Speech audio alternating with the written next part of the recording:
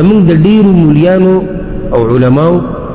او د دعاتو دعوت ولې اثر نه دی کړی یعنې الحمدلله د پښتنو ذهن ګورئ دیني دی د پوخانه خو ولې د دې ډېرو مولیانو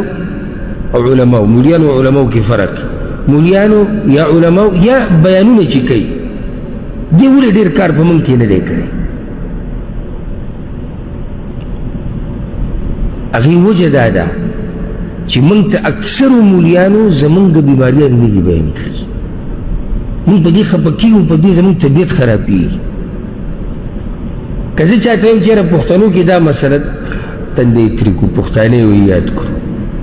خو که زه دا وایم چې پښتانه ایک نمبر قوم دی د دوی په شان مسلمانان د سره شتي نه اته دروازې د جنت دي اووه پکې د پښتنو دي پښتانه ټول بخلی شوي دي پښتانه کته پښتانه به ټول به خوشحاله دا زه دروغ وایم که رښتیا وایم دروغ دي زه به دروغ تاسو خوشحاله کړم زه به خیرخوا ستاسو هله یم چې زه تاته وایم چې وروره تا کې دا بیماري شتي دا د ځان نه لرې کړه